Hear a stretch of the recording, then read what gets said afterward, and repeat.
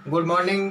PS education गुरु के YouTube channel में आपका स्वागत है। और हम अध्ययन कर रहे थे मेवाड़ के इतिहास का। और मेवाड़ के इतिहास में हमने कुंभा तक देख लिया था, राणा कुंभा के जीवन के बारे में पढ़ लिया था। और उसके बाद हम बात करने जा रहे हैं रायमल के बारे में। रायमल मेवाड़ का शासक बनता है कुंभा की मृत्यु के बाद, और इसका शासनकाल रहता है 1473 से 1509 ईस्वी तक। रायमल की अगर बात की जाए तो रायमल का ज़्यादा कुछ इतिहास नहीं रहा है। इनकी जो चर्चित गतिविधियां हैं वो उनके पुत्रों की वजह से ही इनका जो शासनकाल है वो चर्चित रहा है। कौन कौन से पुत्र थे इनके? पृथ्वीराज, पृथ्वीराज के अलावा जयमल, रणमल, और रणमल के अलावा इसमें था संग्राम सिंह। वैसे तो अगर बात करें तो इनके 13 पुत्र थे और 2 पुत्रियां थी रायमल के, लेकिन ज़्यादा जो इतिहास में प्रसिद्ध रहे हैं ये 4 ही पुत्र रहे हैं। चारों पुत्रों का इतिहास है, उसके बारे में हम देखते हैं कि किस प्रकार से। कि बड़ा बेटा था पृथ्वीराज, और पृथ्वीराज ने निश्चित कर रखा था कि आने वाले समय में उत्तराधिकारी मैं ही बनूंगा, मेरे सिवा यहाँ पर उत्तराधिकारी बनने के कोई योग्य नहीं है। और बड़ा बेटा होने की वजह से ये अपना जीवन है, ये जो अपने पिता के शासन काल में अच्छी तरीके से अपना जीवन बिता रहा था कि हमें कोई चिंता तो है नहीं भाई, आने वाले टाइम में शासक तो मेरे को ही बनना है, कोई रोकने वाला तो मेरे को है नहीं। इधर जो संग्राम सिंह है, उस संग्राम सिंह के मन में भी कुछ चल रहा था। और संग्राम सिंह क्या कर रहा था? संग्राम सिंह सुबह जल्दी उठता, सुबह सुबह व्यायाम करता, सुबह डिप्स वगैरह निकालता और युद्ध अभ्यास करता, यानी युद्ध से संबंधित जो गतिविधियां थी उनको सीखता। और दरबार शुरू होने के बाद दरबार में आकर बैठ जाता और दरबार की गतिविधियों को निहारता कि किस प्रकार से दरबार में कार्य किया जाता है। और इस चीज़ का जो संग्राम सिंह ये जो गतिविधियां कर रहा था इन पर नज़र रख रहे थे कौन? जयमल और रणमल। अब जयमल और रणमल इन पर नज़र रख रहे थे।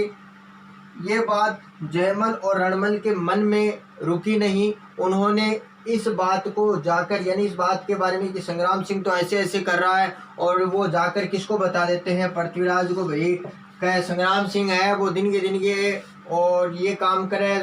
फिर दोपहरी का मायने दरबार वगैरह लग गए भी, कमाईने भी वो जा है बटे देखा दरबार की गतिविधि भी मन में की है, मनत भी का मन में खोट लग गए।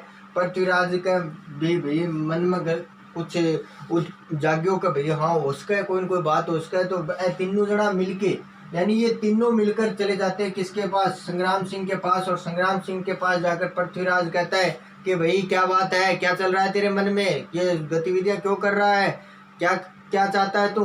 शासक तो मैं बनने वाला हूँ, तू क्यों कर रहा है? तो ये बात जब संग्राम सिंह को कहता है पृथ्वीराज, तो उसका जो रिस्पॉन्स आता है बदले में वो क्या कहता है कि ये तो वक्त बताएगा, समय बताएगा कि कौन शासक बनेगा कौन नहीं बनेगा।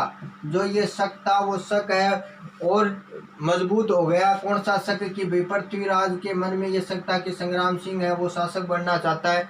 जब इसने ये कहा कि वक्त बताएगा तो इसका जो शक था वो और मजबूत हुआ। तो उसने क्या कहा?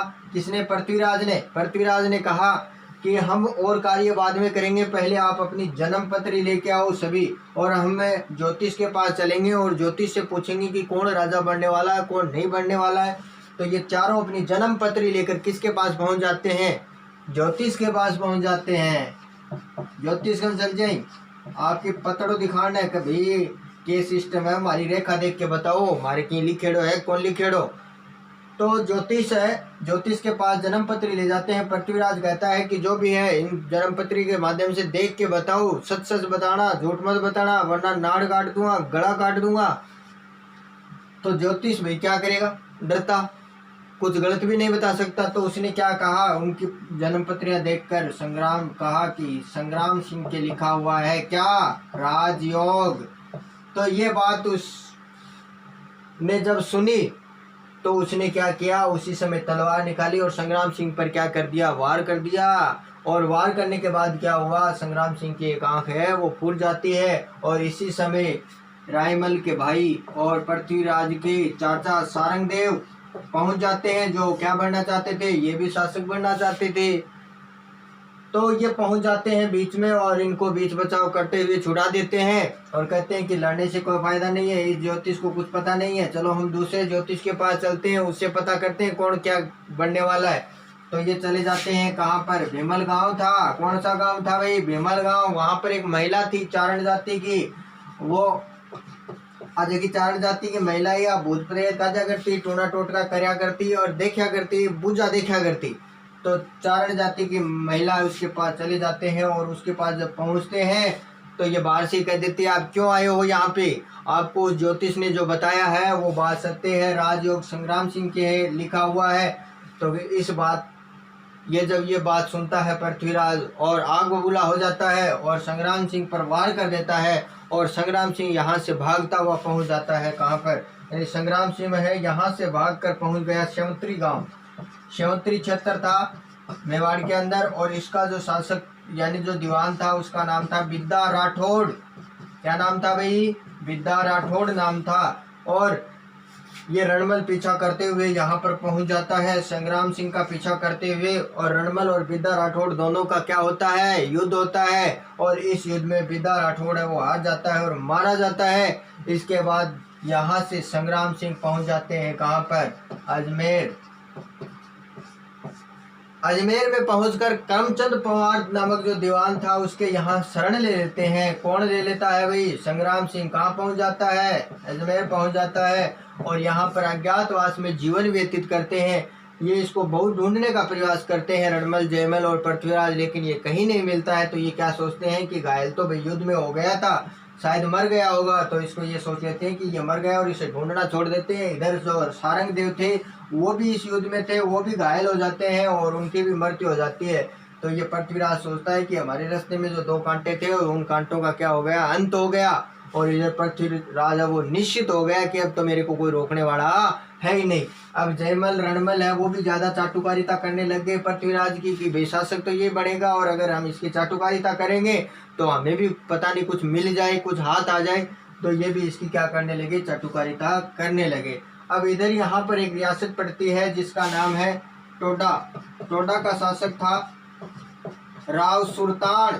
क्या नाम था, राव सुल्तान था। और इधर था मांडू।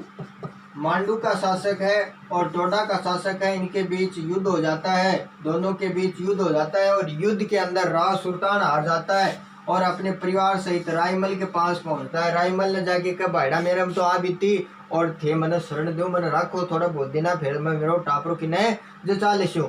तो रायमल इनको शरण दे देता है। और यहाँ राव सुल्तान की एक पुत्री थी जिसका नाम था ताराबाई, बहुत ही सुंदर थी। और ये कहा जाता है कि इतिहास में या तो पद्मिनी हुई है सुंदर और पद्मिनी के बाद कोई दूसरा अगर कोई है तो वो है ताराबाई। तो ये ताराबाई जब दरबार में पहुंचती है, रायमल के दरबार में पहुंचती है, तो यहाँ पर जितने भी दरबारी मंत्री जो भी थे सभी इसको देखकर मोहित हो जाते हैं। और ये बात कौन देख रहा था, इसका पिता राव सुल्तान देख रहा था। तो राव सुल्तान भरे दरबार में क्या कहता है कि आप आंखें फाड़ फाड़ के क्या देख रहे हो, अगर इसको आप पाना चाहते हो तो मुझे ये क्षेत्र जीत कर वापस दे दो और उसी के साथ मैं क्या कर दूंगा, इसकी शादी कर दूंगा। तो अब इधर एक रणमल था जो कि आलसी प्रवृत्ति का था और ये मन में विचार बना रहा था कि मैं इस क्षेत्र को जीत लूं और ताराबाई से मैं शादी कर लूं। दिन में प्लान बनाता, घंटे 2 घंटे सोचता और उसके बाद लास्ट में यही आता उसके मन में कि मैं मर गया तो क्या होगा। वो दोबारा सोचता, दोबारा वही विचार कि मैं मर गया तो क्या होगा। तो एक दिन क्या करता है, रणमल पहुंच जाता है कहाँ पे, ताराबाई के पास, और ताराबाई के साथ जबरदस्ती करता है, उसका हाथ पकड़ लेता है। और ये बात राव सुल्तान को जब पता चलती है तो वो क्या करता है, रणमल को मार देता है। इस प्रकार रणमल की भी क्या हो जाती है, मृत्यु हो जाती है। कुछ समय बाद पृथ्वीराज है वो मांडू पर विजय अभियान लेकर जाता है पृथ्वीराज, और यहाँ पर मांडू के सुल्तान के साथ युद्ध करता है और उसमें पृथ्वीराज की विजय होती है। और विजय के बाद क्या हो जाता है, ताराबाई के साथ इसका क्या हो जाता है, विवाह हो जाता है। किसका हो जाता है, पृथ्वीराज का हो जाता है। और उसके बाद जो ताराबाई है और पृथ्वीराज है, इन दोनों को रायमल अजमेर की जिम्मेवारी सौंप देता है पृथ्वीराज को कि भाई ये है कि टिंगर घरा नहीं ठालो पड़े है और कि ऊपर बोझ गिरावा, लेकिन काम करना सीखो तो क्या करो, पृथ्वीराज अजमेर की जिम्मेवारी सौंप दी पृथ्वीराज ने, सौंप दी रायमल, रायमल है उसने पृथ्वीराज को अजमेर की जिम्मेवारी सौंप दी। और जब पृथ्वीराज है ताराबाई को लेकर अजमेर पहुंचता है तो अजमेरू जो दुर्ग है उस अजमेरू दुर्ग को देखता है तो वो जीर्ण शीर्ण अवस्था में था। तो वो कहता है कि मैं भाई इस ताराबाई ये इतनी सुंदर है, इसको इसके अंदर रखूंगा, ये तो टूटा फूटा है। तो वो करमचंद पंवार को कहता है कि इसका पुनः निर्माण करवाओ, यानी उसका निर्माण करवाया जाता है, दोबारा से निर्मित करवाया जाता है और उस दुर्ग का नाम रख दिया जाता है तारागढ़ दुर्ग। और इसमें ठहराया जाता है किसको, ताराबाई को। ताराबाई इसके अंदर रहती है और पृथ्वीराज है उनके कोई संतान की उत्पत्ति नहीं होती है ताराबाई से, तो उनके कुछ संबंध थे, वहाँ दासी थे उनके दरबार में, उस दासी के साथ संबंध थे और दासी से पुत्र होता है जिसका नाम होता है बनवीर, जिसका हम आगे जिक्र करेंगे, दासी पुत्र बनवीर का। तो इस प्रकार से यानी यहाँ पे रहने लग जाते हैं। कुछ समय बाद सिरोही जो क्षेत्र है उस सिरोही क्षेत्र पर युद्ध करने के लिए, उस सिरोही के साथ युद्ध करने के लिए जाते हैं कौन, पृथ्वीराज और जयमल। पृथ्वीराज और जयमल वहां पर जाते हैं, कहाँ पर, सिरोही। जयमल, अब जो पृथ्वीराज था वो थोड़ा घमंडी प्रवृत्ति का था और घमंडी प्रवृत्ति का होने की वजह से वो सैनिकों के साथ भी बुरा व्यवहार करता था, उसके सैनिकों के साथ भी उसके अनबन चलती रहती थी। जब ये सोलंकी यानी जो सिरोही के सोलंकी थे उनके साथ युद्ध करके और वापस आ रहे थे तो रास्ते में उनके जो सैनिक थे उनके साथ उनकी कुछ कहा सुनी हो गई और जो सैनिक है उन्होंने भोजन में इनको क्या दे दिया, भोजन में जहर दे दिया और जिसके कारण पृथ्वीराज और जयमल दोनों की क्या हो जाती है, मृत्यु हो जाती है। और उसके बाद यहाँ का सिंहासन क्या हो जाता है, खाली हो जाता है। खाली होने के बाद रायमल का जो रायमल है उसको ये सताने लगता है कि इसको कौन संभालेगा, कोई शासक नहीं है, योग्य शासक। ये बात सूत्रों के माध्यम से संग्राम सिंह को पता चलती है, जो कि कहाँ पर है, अजमेर में अज्ञातवास बिता रहे हैं, वेश बदल कर रह रहे हैं। और जब ये इनको ये सूचना मिलती है, यानी सूचना मिलता है आगे मेवाड़ और आगे पापा पगा लगे, बोले मैं जीव तो हूँ तुरते मरे को नहीं, थाने कोई टेंशन को नहीं, मेवाड़ ने मैं संभालूंगा। तो रायमल को जीसर हो गयो कि हाँ भाई ये संभालूंगे है तो सही, अपन कोई टेंशन को नहीं। और कुछ समय बाद रायमल है उनकी मृत्यु हो जाती है और मृत्यु के बाद यानी 1509 में जब मृत्यु हो जाती है और उस समय क्या बना दिया जाता है, संग्राम सिंह को शासक बना दिया जाता है, जो इतिहास में राणा सांगा के नाम से जाने जाते हैं, संग्राम सिंह। और ये जो पृथ्वीराज हैं इनके कुछ बात है कि ये कुछ धावक थे, तेज धावक थे और तेज धावक होने की वजह से इतिहास में इन्हें उड़ना राजकुमार के नाम से जाना जाता है। उड़ना राजकुमार के नाम से प्रसिद्ध है। कौन है उड़ना राजकुमार के नाम से प्रसिद्ध? पृथ्वीराज है, वो उड़ना राजकुमार के नाम से प्रसिद्ध है।